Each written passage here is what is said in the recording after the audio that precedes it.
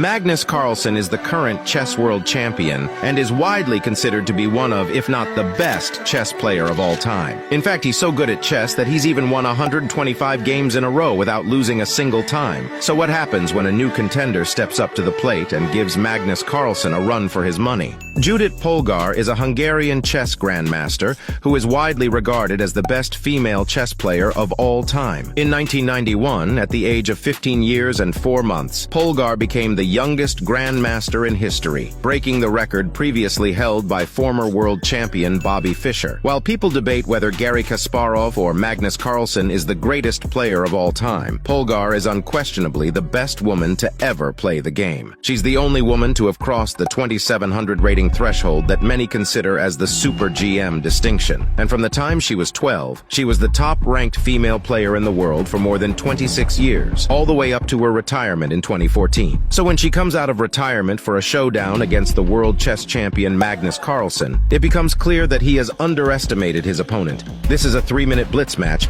so the stakes are extremely high. Judith starts the game out with pawn to e4, and Magnus responds with pawn to c5, hoping to contest the center 4 squares which are the strongest on the board. Polgar brings her knight out to f3, since this not only develops her pieces, but also will help protect her from Magnus's pawn, as you'll see in her next move. Magnus brings his kingside pawn forward to c6, and Judith brings her second pawn forward to d4. An extremely common move she's played many times, including against Carlsen in 2014, where she ended up losing the game. However, this time she's got a secret plan to trap Magnus's pieces, which he'll never see coming. The two continue developing their pieces, and after Magnus brings his own knight out to c6, the game devolves into the extremely common but aggressive Taimanov variation of the Sicilian defense, signaling that this is going to turn into an explosive game. Magnus looks extremely relaxed at this point, thinking this is going to be an easy game, and brings his queen out to c7. Judith responds by moving her own queen forward to d2, getting ready to use it in a few moves. Magnus brings his knight forwards to f6, and Black responds by moving a pawn forwards to f3. Right now, both players are in an even position, with a slight advantage to White due to having a better control of the center squares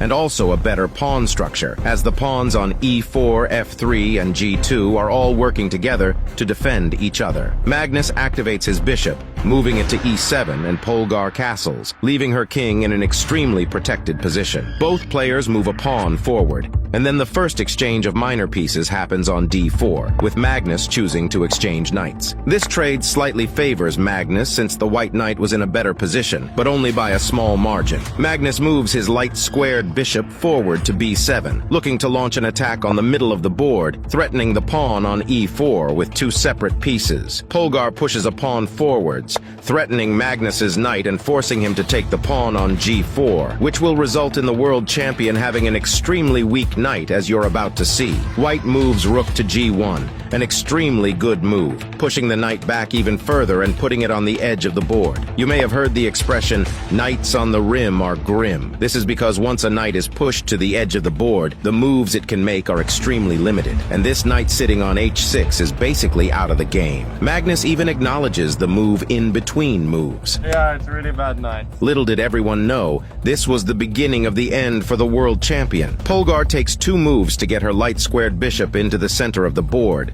first moving it to d3 and then to e4, directly threatening Carlsen's bishop while keeping her own defended by the pawn behind it. Magnus takes a second to think about his next move before delivering a lethal blow to himself. It's rare to see blunders at such a high level of play, especially between 2 of the top 10 players in the world. However, with such a low amount of time on the clock, it can be difficult to stay level-headed, even for the world champion. Magnus moves his rook to c8, and Judith responds by moving her dark-squared bishop to b6. A killer move. As the crowd watches on in bewilderment and excitement, it's obvious that only Magnus and Anish Giri, the ranked number 3 chess player in the world who is watching on in the crowd, realize how strong of a move this is. The game isn't over yet, but here's why the move is so strong. If Magnus takes the bishop with his queen, Polgar has mate in 1 by moving her queen up to d7. This forces Magnus to sacrifice his queen, but he chooses to play on, not knowing that the rank 1 women's player has another trick up her sleeve.